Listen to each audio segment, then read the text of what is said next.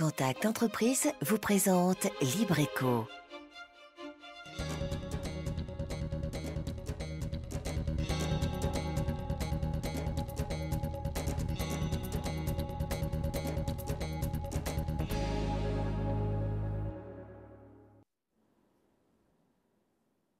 Salut à tous, c'est Libreco. Comme chaque mercredi, on se retrouve pour découvrir une entreprise de Lille, aller à la rencontre de ceux et celles qui la font vivre.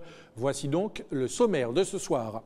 Un site commercial avec un concept original, rassembler des enseignes complémentaires les unes des autres. Le village Jambette a ouvert et trouve peu à peu son rythme de croisière. Un site qui, bien plus qu'une visibilité ou une attractivité, offre aujourd'hui une âme, une identité jeune et dynamique. Comme toutes les semaines, ne ratez pas le bon plan de Libreco, sans oublier nos chiffres et données économiques de Lille. Vous êtes prêts? Nous aussi. Libreco, c'est parti.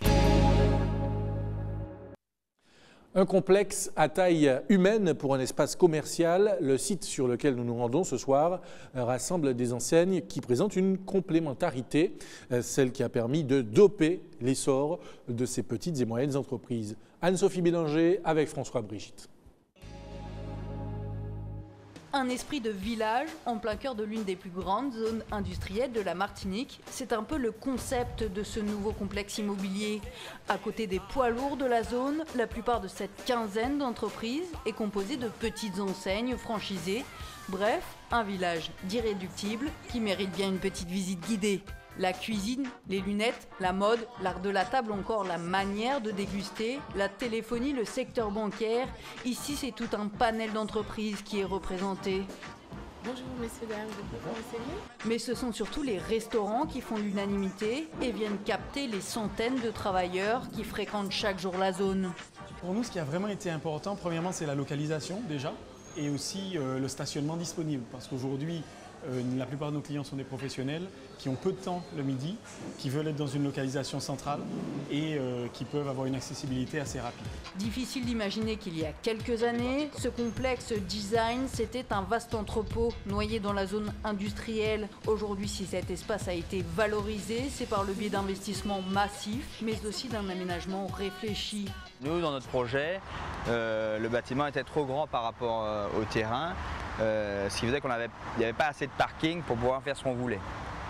Donc l'idée, ça a été qu'on casse, notamment ici, là où il y a l'enseigne Jambette Village, pour bien délimiter le bâtiment commercial de l'usine Azurel. Et toute la partie ici, à l'intérieur, le parking couvert. En fait, là, je me trouve dans l'ancien dépôt. Je suis à l'intérieur du dépôt de l'époque. Et on a réussi à faire du parking et un passage, ce qui nous permet de faire le tour du bâtiment et d'avoir un sens unique de circulation, quoi. L'objectif, répond aux besoins d'entreprises locales à la recherche d'accessibilité, mais surtout offrir un site à taille humaine dans un cadre préservé, quitte à sacrifier une part du foncier. Le fait de se priver de loyer finalement, c'était une stratégie parce que sans parking, c'était très difficile de louer. On aurait pu louer qu'en dépôt et on n'aurait pas pu faire quelque chose d'aussi joli. Donc l'idée, ça a été vraiment d'axer sur le parking et les espaces verts. Aujourd'hui, on a un arbre pour 4 places de parking.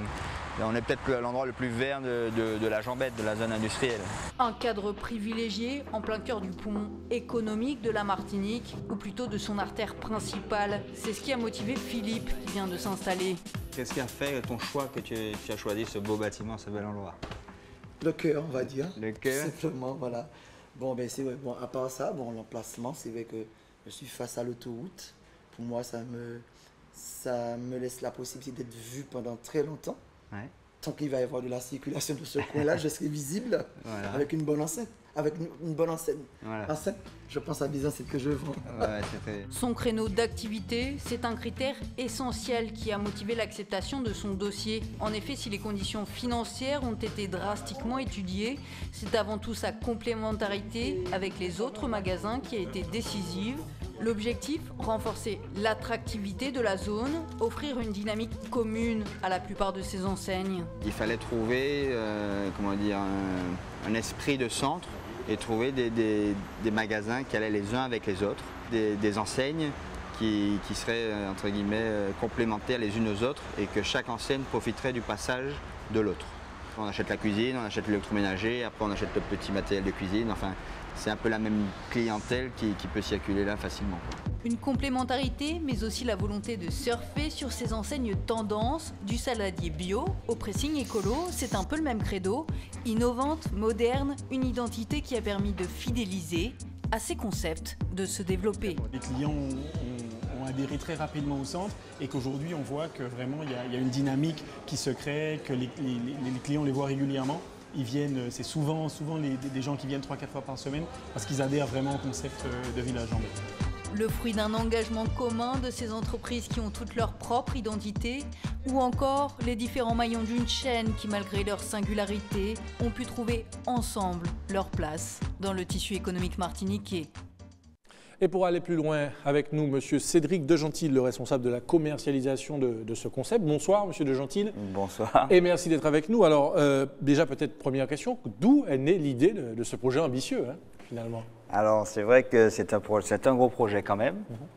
Et ce projet, en fait, on n'a rien inventé. C'est en allant aux États-Unis, moi-même je suis américain, où on trouve ce genre de centre commercial.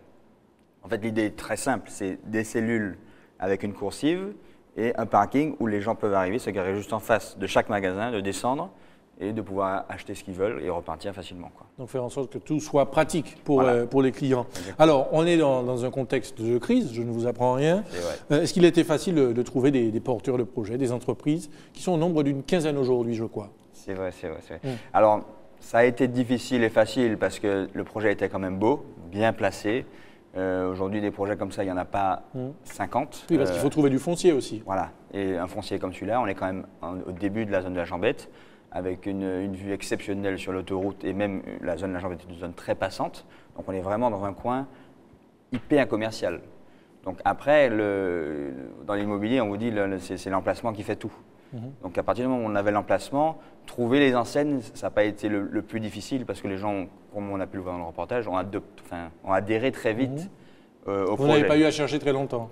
Un peu au début parce que quand vous venez, vous dites voilà ce que ça va devenir, je monte ça sur papier, c'est assez compliqué pour les gens de visualiser, de s'imaginer à quoi ça va ressembler. Au final, je suis d'accord avec vous, c'est magnifique, mais au départ, ce n'était pas très simple à pouvoir le faire toucher du doigt par les gens, quoi. Alors, vous parlez d'un concept original, mais quelle est la différence finalement avec un centre commercial comme il en existe tant chez nous? Alors, l'idée de ce centre commercial, entre guillemets, c'est que nous, chaque enseigne peut vivre par elle-même, en fait. C'est-à-dire qu'il n'y a pas de pompe, mis à part la restauration, parce que tous les midis, les restaurants font le plein et les gens viennent dans le centre déjeuner parce que c'est très bon et que c'est assez diversifié.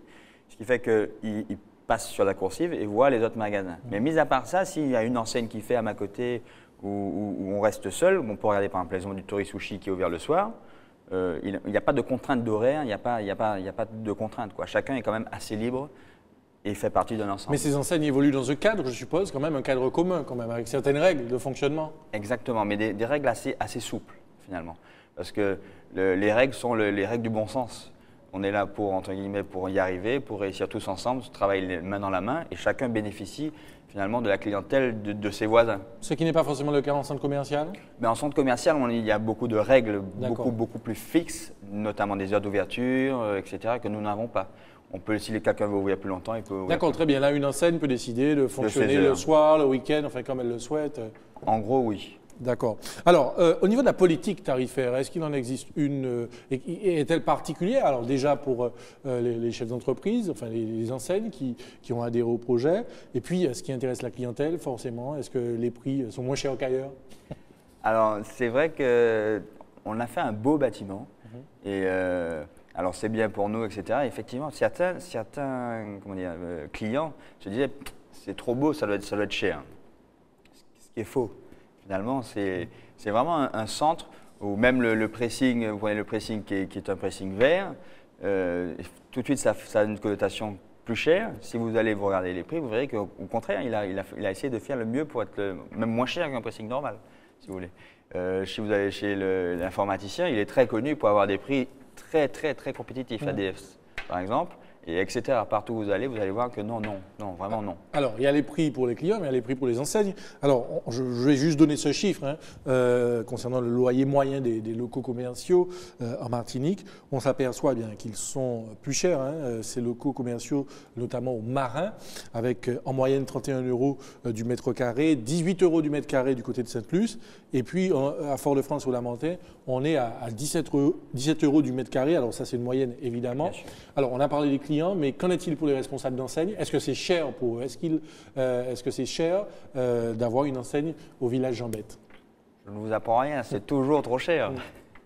Mais comme on a pu le voir dans le reportage, je vous expliquais que on a cassé beaucoup du bâtiment finalement. Au début, on avait quand même un énorme dépôt qui devait faire environ 7000 m² sur un terrain de 1 hectare 100, c'est tout. Donc, il prenait vraiment toute la place. Donc, on a été obligé de casser le bâtiment pour créer du parking. Et quelque part, je veux dire, on a été obligé de rattraper un peu ce loyer-là sur les prix, c'est vrai. Mais on est beaucoup moins cher que le Marin. On reste beaucoup moins cher que le Marin. Alors, on reviendra et on parlera notamment du parking tout à l'heure. Aujourd'hui, elles sont une quinzaine d'entreprises à s'être installées au cœur du village Jambette. Un site qui, bien plus qu'une visibilité ou une attractivité, offre aujourd'hui une âme, une identité jeune et dynamique. Regardez. Aujourd'hui, c'est un peu le bazar chez Philippe, mais il faut bien l'excuser. Il emménage. S'il est un peu tendu, c'est parce que le jour J se rapproche. Alors, on se charge de l'accueillir. On voit que ça avance bien, on est content. On a hâte que tu ouvres. On a entamé déjà le déménagement hier. Super. Et tu penses ouvrir quand alors? Maximum dans une petite semaine. Félicitations et puis bonne chance. Lancer une nouvelle entreprise, un défi dans lequel le choix de la localisation sera déterminant dans la viabilité de son projet. Philippe a mûrement réfléchi sa décision, tous les critères ont bien sûr compté, mais en dernier lieu... C'est mon cœur qui m'a dit que c'est celui-là qu'il fallait que je choisisse, donc c'est important pour moi de faire des choses que j'ai envie de faire, parce que ça nécessite quand même un investissement total. Donc si je fais quelque chose sans vraiment en avoir envie, j'irai peut-être pas jusqu'au bout. Donc, pour moi, c'est important aussi de choisir l'espace qui va donner le déclic, quoi. Un coup de cœur pour cet espace, peut-être aussi grâce à l'âme de ce centre que ses voisins, installés avant lui, ont nourri depuis longtemps. Des enseignes qui ont réussi ensemble à créer une identité commune. Le concept Village Jambette aujourd'hui a une identité jeune, dynamique. C'est vrai qu'il y a une identité forte. Une identité, mais aussi une cohésion qui ont permis de concrétiser les espoirs de Cédric de Gentil, mais aussi son engagement. J'y ai cru très fort à ce projet. Si vous venez ici et que vous allez dans les boutiques, vous vous rendrez compte que les gens sont très gentils, très sympathiques. On a la chance d'avoir de bons locataires et vraiment c'est un endroit sympa, accueillant. C'était vraiment ça l'esprit du petit village, quoi. Pas faire gros centre. Sympathique et accueillant, l'esprit d'un village, mais aussi peut-être davantage, à travers ces entreprises éclectiques, complémentaires et innovantes, un nouveau visage pour les zones d'activité qui a su concilier la tradition des petits commerces et la modernité. Alors, Monsieur de Gentil, vous parlez dans ce reportage du dynamisme et de l'accueil de ceux qui occupent cet espace. Mais qu'en est-il du stationnement quand on sait que c'est le principal fléau, notamment pour les commerces fouillalais? Est-ce que le stationnement a été étudié de votre côté? Alors, étudié, oui. On a essayé d'avoir le plus de places de parking. C'était ça l'étude. Comme on dit... En anglais, no parking, no business. Exactement. C'est véridique encore plus ici où on se déplace beaucoup en voiture finalement. Mis à part maintenant avec la construction du TCSP où peut-être les gens pourront venir se déplacer plus facilement sans voiture, jusqu'à maintenant, si vous voulez venir dans ces zones, c'est en voiture. Il n'y a pas tellement d'autres solutions. Donc oui. Est-ce qu'il y a suffisamment de place pour tout le monde? Il n'y en aura jamais suffisamment, vous diront les locataires, mais c'est déjà pas mal par rapport à ce qu'on trouve ailleurs. Alors quand on sait que dans d'autres centres commerciaux, ils ont été en hauteur, créer oui. d'autres places, est-ce que ça pourrait faire partie des projets? C'est sûr que j'ai des locataires qui m'ont déjà montré ça, ils m'ont dit regardez, il y a des solutions très simples. C'est sûr que peut-être un jour, il faudra l'étudier, mais on n'en est pas encore là. Alors aujourd'hui, donc, une quinzaine de commerces, vous le disiez. À terme, est-ce qu'il y en a d'autres qui vont vous rejoindre? Oui, à terme, on sera 17 à peu près. Donc, et puis, avec des enseignes qui sont très complémentaires et chacun profite, comme je vous disais tout à l'heure, de la clientèle des autres, quoi. Alors pour vous rejoindre, il y a un dossier à présenter, c'est bien ce que l'on a compris dans le premier reportage. C'est vrai, c'est vrai. En fait… Ne vient pas à Jean Bête Village qui veut, quoi. Non, c'est un peu vrai, c'est vrai. C'est-à-dire que l'idée, c'est que, en fait, moi, c'est comme un mariage, un locataire qui vient chez moi, c'est comme une demande de mariage, on va se marier pendant longtemps. Donc l'idée, c'est qu'il faut quand même qu'on se connaisse un peu avant et que je sache avec qui je m'engage et lui avec qui il s'engage. C'est la bonne image, effectivement. Non, mais c'est ça, c'est-à-dire qu'à partir du moment où on est parti, on est parti. On peut pas casser le contrat comme ça.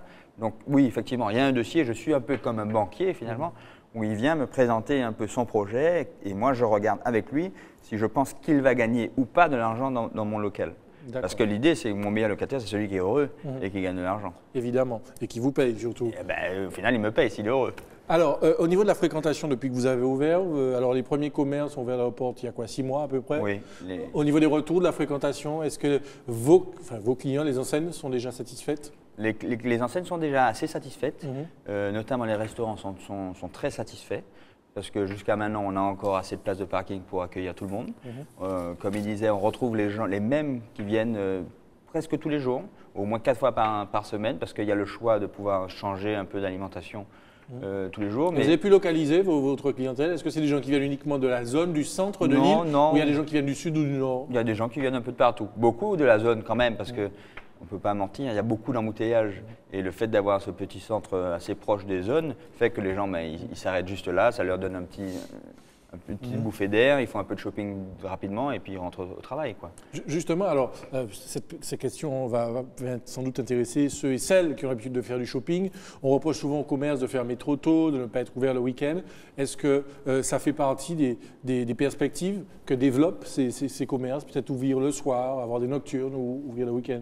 Alors, pour favoriser le commerce, en fait. Oui, on est encore assez jeune, mais il y a une volonté, notamment des locataires, parce qu'on dit, comme c'est un petit village, finalement, tout le monde discute avec tout le monde, la communication est assez simple, et je suis quelqu'un, comme on peut voir dans le reportage, assez accessible.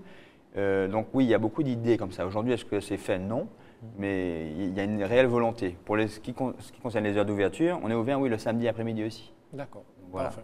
Vous restez avec nous, Monsieur De Gentil. On va vous retrouver tout à l'heure. Tout de suite, on découvre le chiffre de la semaine. 49%, c'est le pourcentage des entreprises antillaises qui ont innové entre 2008 et 2012. Détails et analyse. En plein cœur de la crise, nos entreprises innovent. Avec près d'une PME sur 2 en Martinique tournée vers l'avenir, nous sommes au même niveau que l'Hexagone et même en légère avance sur la Guadeloupe. Mais quelles sont exactement les entreprises qui innovent? Eh bien, l'industrie manufacturière arrive en tête avec 53% d'entreprises innovantes, suivies de près par le secteur de la construction.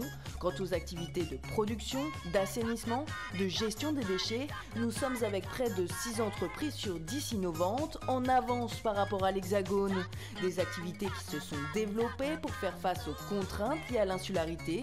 Bref, des entreprises qui, avec beaucoup d'imagination, à force de persévérance, ont réussi à transformer des faiblesses en une force, avec une culture, celle de l'innovation.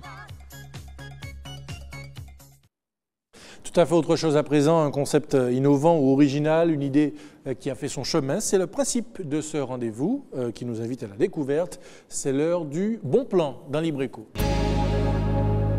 Y a-t-il un crocodile dans la mare? C'est au domaine de Sigi au Vauclin que vous le saurez. Mais pour cela, il faut franchir le seuil du parc de loisirs Ticascou et oser l'aventure. Armé de baudriers et de mousquetons, rien n'est impossible pour un Ticascou. Sauf qu'avant de s'envoler au pays des arbres, un brief de sécurité est de mise pour éviter toute cascade malencontreuse. Les enfants, venez faire le briefing. Pour ne pas tomber de l'arbre, on s'accrochera toujours sur les scotch rouges. Allez, vas-y, jeune fille. Ok, tu continues jusqu'à là-bas. Les plus petits ne sont pas en reste. Le parcours Boutchou leur est spécialement adapté pour développer leur sens de l'équilibre et leur agilité en toute sécurité. Sur le parcours des Boutchou, on a des grands tunnels, des grands tonneaux tunnels, un tonneau sur tyrolienne. Sur le parcours des Timamaï, le 6-12 ans, on a une tyrolienne au-dessus d'une grande mare où peut-être il y a un crocodile, on ne sait pas. Et ensuite, sur le parcours des adolescents adultes, c'est plus Un petit parcours sympathique en hauteur, avec une cerise sur le gâteau, saut de Tarzan. Donc sensation oblige. C'était plein d'émotions, c'était dur au début, mais la fin est excellente. On se sent beaucoup mieux, on est libéré de tout stress après. Après ce saut spectaculaire, une tyrolienne géante de 130 mètres vous attend pour vous mener jusqu'à l'aire de pique-nique ombragée.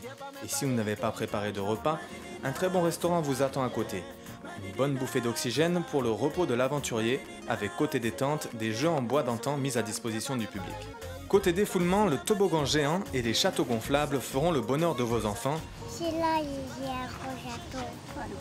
Et le vôtre lorsque l'heure du coucher viendra. Il faut savoir que chez nous, les 3 parcours, les jeux en bois et les châteaux gonflables, vous payez une fois.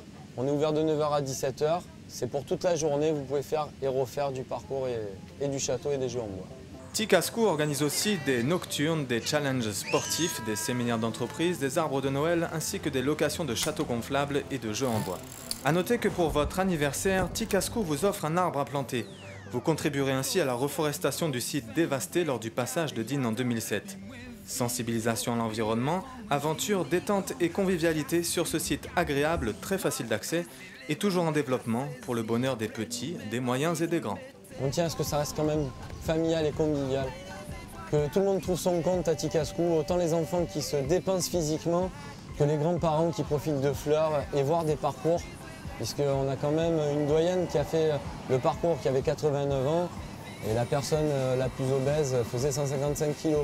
Donc on essaie de faire monter vraiment tout le monde. Aucune ségrégation, tout le monde sur le parcours. Et nous retrouvons Cédric de Gentil pour la conclusion. Déjà, peut-être qu'est-ce qu'on peut souhaiter à ce village Jambette qui vient de naître finalement, un jeune centre?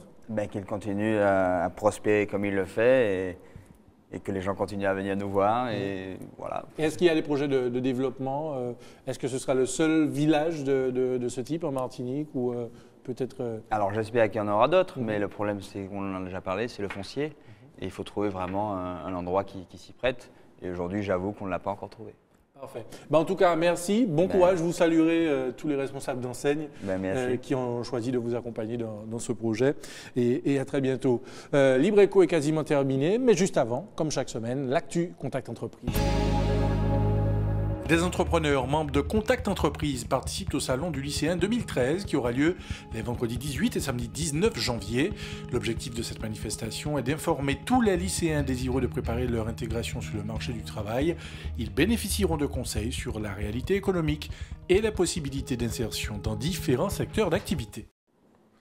Voilà, en espérant que vous avez pris bonne note, Libre Éco est maintenant terminé. On se retrouve la semaine prochaine, même heure, même antenne. À très bientôt.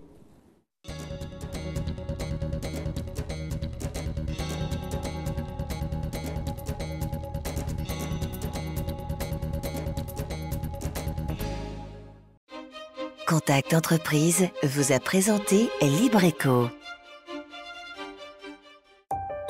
Retrouvez cette émission dès maintenant et pendant 7 jours sur atv.mq.